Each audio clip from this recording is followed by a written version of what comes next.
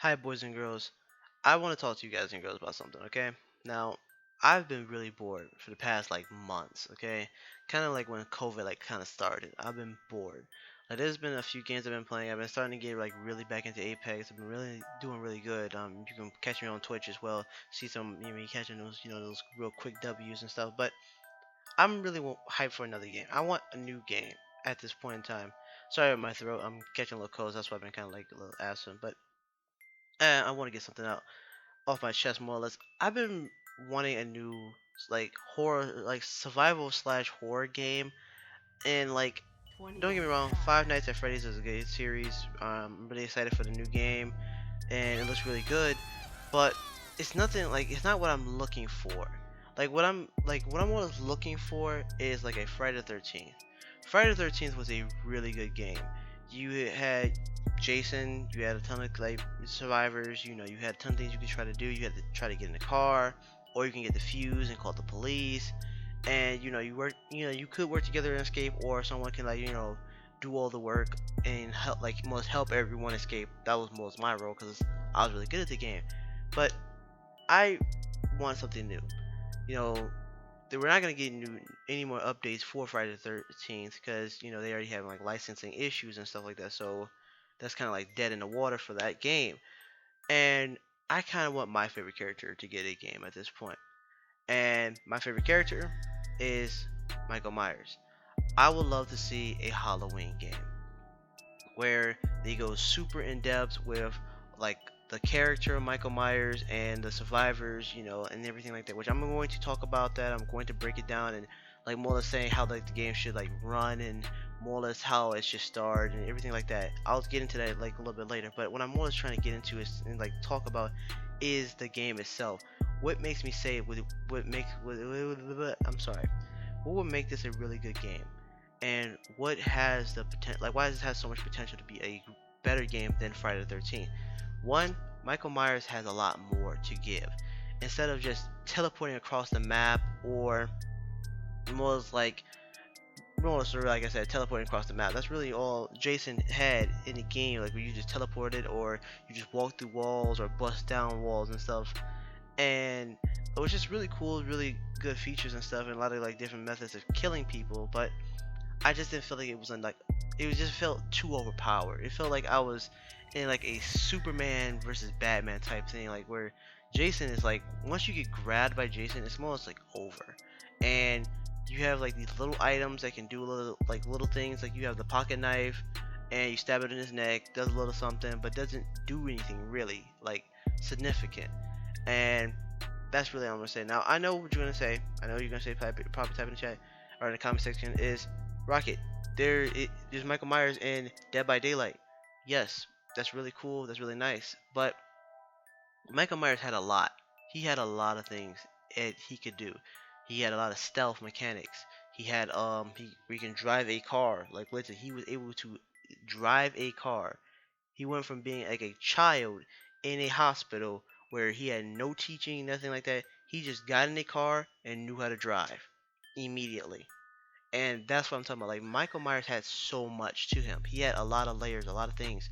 And I feel like a really in-depth Michael Myers game would go far, really, really far. Don't get me wrong, Dead by Daylight is a fun game to a certain extent. To a certain point, it gets fun and it gets kind of annoying when you play. But what I'm always getting at is a Michael Myers full game, where you're talking about layer by layer, where you have NPCs, you have the survivors, and you have multiple characters with stories and attachments to other characters. That I feel would make a better game than just having a character in a already existing game and just add him just in. Michael Myers definitely 100% can get a game by himself. Just like how Jason, and well, if I'm not mistaken, there was a Saw game that came out a few years ago, which did okay. I think it was only made for PC, but he got a game, and he didn't really do that much as far as anything. He more made it a more of a puzzle type game, less of a survival horror, where a group and stuff like that. It's more that kind of level, and it's kind of all over the place. That's what I'm trying to explain to you, boys and girls. A Halloween game would go very far, really, really good, and it's a lot of things you can do. Now, let's talk about more or less like the core parts and like let's get like to the nitty gritty and more of it. More or less how it should more or less go and like how it should run is where like how Friday 13th is. You cannot more or less like dictate or choose exactly who is the Michael Myers. It just it just randomly picks who's going to be Michael Myers, which I want that so it's not a big issue and anything like that. But I want it to be all the way around as well. That's one thing I felt like would kind of like made my Friday 13th a little bit more boring.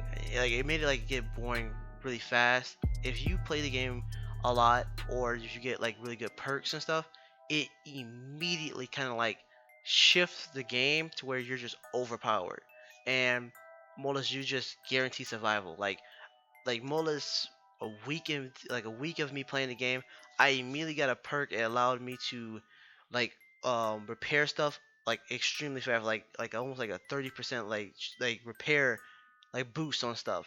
And I was like, wow, that's like kind of like overpowered because now I can just repair the car in like three like maybe like three like quick chances or like like where the thing goes in like a loop and I gotta like quick time events stuff. I only gotta get that like 3 times and it's repaired. No matter what it is, it could be the car, it could be the fuse, it could be anything. It's just repaired. A generator, boom. I was able to repair anything I wanted. And then if I was a character that had a high skill on repairing, I automatically had it. That's where I would say it made it kind of overpowered. And as well, like later on, I got like a perk ed where it boosted the stun time of a blunt weapon. And as well, if I go with a character with a strength a little bit higher, it just like it really made your character overpowered really fast, and it's like kind of like took the vibe out. And that's what I always want to go with and I want to talk about. Take that feature out where it don't have any perks or anything like that. The character itself will be enough because the character will have its own like stats and not like more or less stats but more or less emotions to more or less fuel them to make them do different things, more or less to say. But it should be random all the way around. You have a random pick to play as Michael and random pick as your characters because there are going to be certain characters with certain benefits. For example, like the one officer is going to be on duty as your one player is going to be able to play as. He automatically going to start off with a gun. So he's automatically starting with something that's going to make him better than a lot of other characters or other survivors, and a lot of people are going to want to get to him, be with him, or as well Michael's going to want to get to him as well. You have Michael's like most like therapist kind of guy. He had a gun in the movie as well at one point. You're going to have him. That's what I'm talking about. Like you're going to have two characters with a gun, so they should not have it where you can pick a character. It's going to be all at random. You're going to have a random pick of your survivor and your your killer. And then you also have Michael's sister. You kind of don't want to have that role because Michael's going to be looking for you the most, and he's going to be able to spot you out in a crowd faster than anyone else. So you could see as a plus and see as a minus because she's going to have her own like ability towards fighting off Michael as well. So that's why I want to get off and say that as well. Now I don't know where you should obviously start off. Like you could say Michael should start off at his house, obviously. I don't know. You can have where he starts off in a car in a certain area in the city or like in a town or whatever, or he can start off in the house he grew up in. It's anywhere. It could be it could be anything. Now, you heard me mention NPCs a few times now, right? What I'm always saying NPCs is I want it to where Michael can blend in, where there's a lot of people wearing costumes, wearing all kinds of costumes. You have people from wearing jack-o'-lantern heads and pumpkin masks and everything like that. You have different like Halloween ornaments up and things like that. You have people that are going to walk around and maybe like try to like boo and scare you and stuff like that. You have to like not immediately react and like more or less what it's going to make it like make you do is not immediately like scream out for help or run around too much because that causes a scene and it most makes you stand out more, and Michael sees you more. He'll know where you are at all times and you won't know where he is until he reveals himself. That's where you gotta kind of like it's most a game of who's gonna reveal themselves first and who's going to hide better, who's going to maneuver better to not get spotted by Michael. It's a really intense moment at that point because you're going to be watching and looking around and trying to get to an officer, or maybe just hide altogether. That's where I give it like a lot of like depth, and makes the game really like difficult, because you have to balance between two different things you're going to do. Are you going to hide from Michael and try to survive through, the night, and until it turns the next day and Halloween is over, or are you going to try to join everyone else, or just maybe you're just by yourself and try to kill Michael that way? That's another thing. And Michael is not invincible. He's not like Jason, where it takes a ton of different like things that to happen to be able to kill Jason. Michael's going to have a health bar. His health bar is going to like indicate that he is going to get low. Now, yes, he will yes, he will naturally and automatically like regenerate health if he's not in combat. If he's constantly in combat, he constantly has his knife out. He's constantly like trying to kill someone actively. His health is not going to come back up. It's not going to regenerate. So he's going to need to try to walk away, try to get away from the battle, and like slowly regenerate health. Try to get back into the crowd. Try to get into someone's house. Try to sneak around. Go avoid dogs and things like that. It will alert him, and he has to try to fight against. He's going to try to that player is playing Michael. He's going to have to play smart, not just walk around as overpowered as he is. And it's going to become a little bit more difficult for the survivors throughout the night, because you're going to have people in the beginning of the game, like the beginning, like when the game starts, out and about, ton of kids, a ton of parents running around trick-or-treating. And as soon as the night comes to a close and more is getting ready to turn to 12 o'clock, that's when everyone's in their house. And then you're going to have a clear street where no one is around. You cannot blend into the crowds outside. You're going to have to try to like get into a house and hide in that house. Maybe find a weapon in that house that you chose to hide in. That's where it's going to become a difficult thing. And then as well, if Michael does break into that house that you chose, now you're going to try to run to another house, or hopefully the house that you're running to, or you're trying to find, is another player. Because if it's an NPC, they're going to just try to like push you away, shun you away, or just cut their lights off or ignore you. Some may call the police for you, and that will alert the player that's playing the officer to maybe try to come to you and aid you. That's maybe not.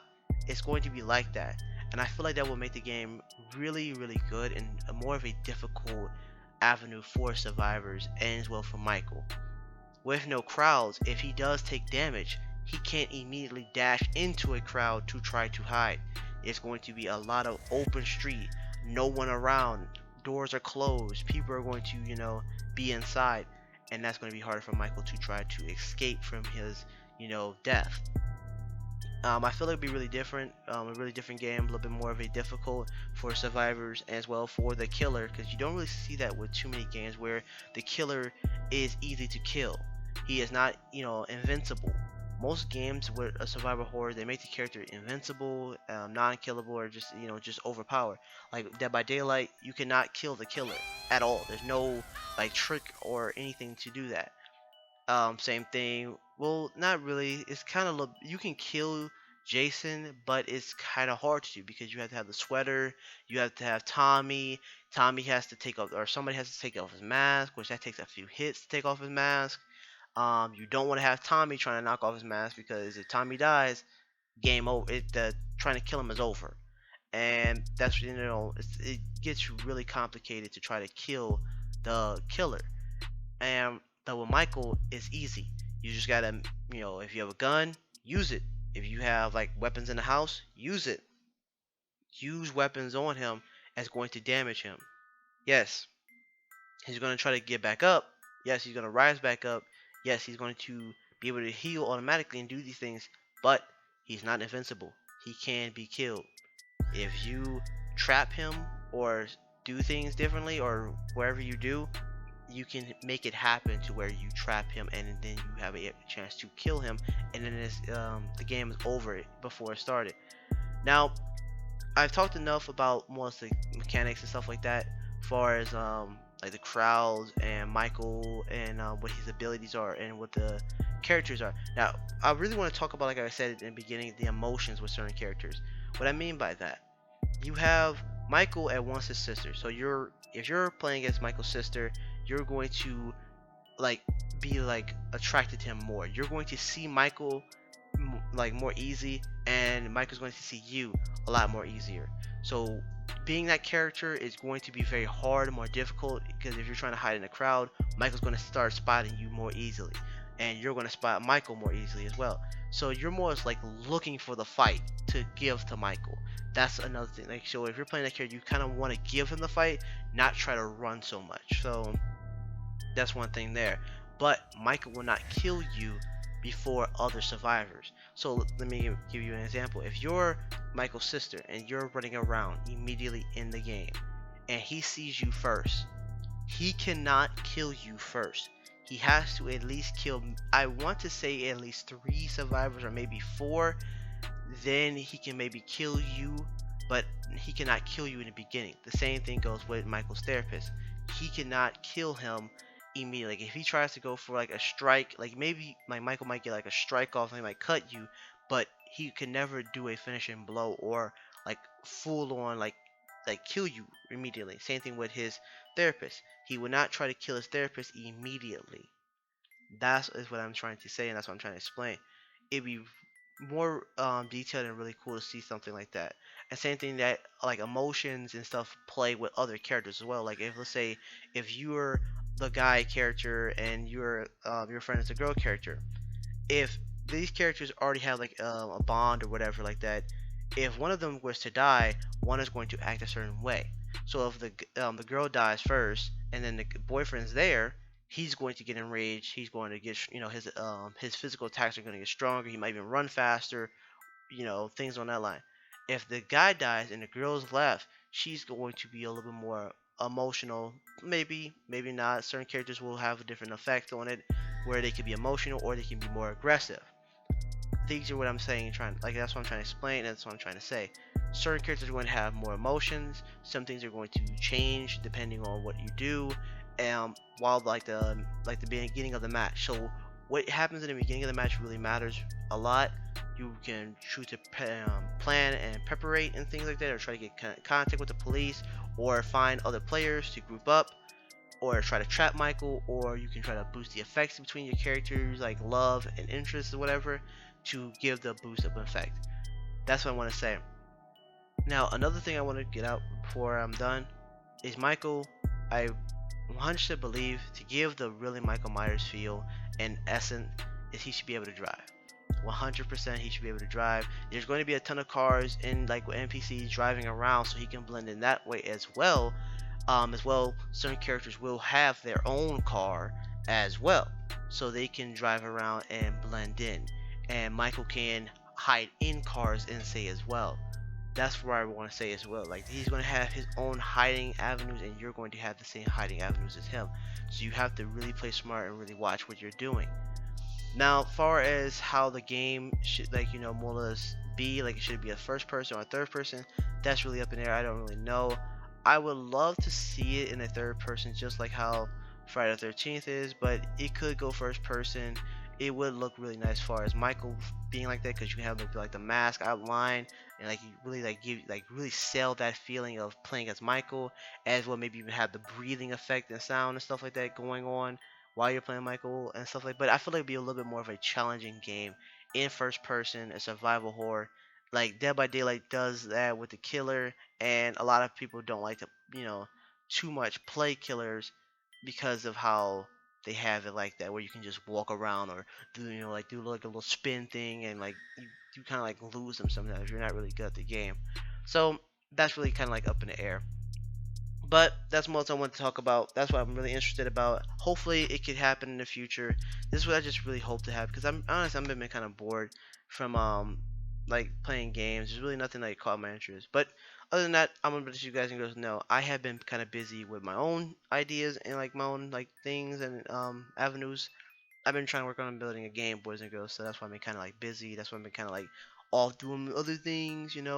So that's all I really can say. But I am gonna be trying to upload. I gotta try to get 5 videos out every month for you boys and girls. And yes, I know we're close to 500. I know we're close to 500. You don't have to keep DMing me that and typing in the comments. Oh, you're close to 500. Where the fucking upload, you bum? I see that. I know. Okay, like you don't have to keep telling me that. I understand. I'm working on it. Okay. I have other videos I'm trying to work on. That's why I'm trying to make my own game. And I know y'all looking like, where's the merch, Rocket? Where's the merch? You said you're gonna make merch one day. Where's the merch at? Hey, I'm not Kanye. I don't know how to make clothes by hand. Okay, relax. There's a lot of shit going on. I have like a lot of things juggling in my hands right now. Okay, so just give me a break. I'm trying to work it. I'm trying to work it out. As well, like I said, I'm trying to make my own game. Okay, I talk a lot about games and like ideas for games and stuff like that. So let me not just be that one person to criticize games and say, oh my god, this person's lazy, this company was lazy, and I don't know the first thing about making my own game, or I haven't even made a game. So let me make a game, see if it comes out good. If it does come out good, at least I have something I can see, I've done it. So I can criticize and talk shit or whatever, but I have my own skill. You know what I'm saying? That's really all it is. So I've been busy like that. But I am going to be back making videos. I gotta edit some stuff. I got some Shinobi Striker videos I gotta make because I talked to some devs. I can't say too much, but some stuff. But thank you, boys and girls, for all the love and support. I love you all, and I'm going to drop some more videos very soon. Just wait. I got your boys. I love y'all. I love y'all so much. I'll see you when I see you. Peace out. Bye.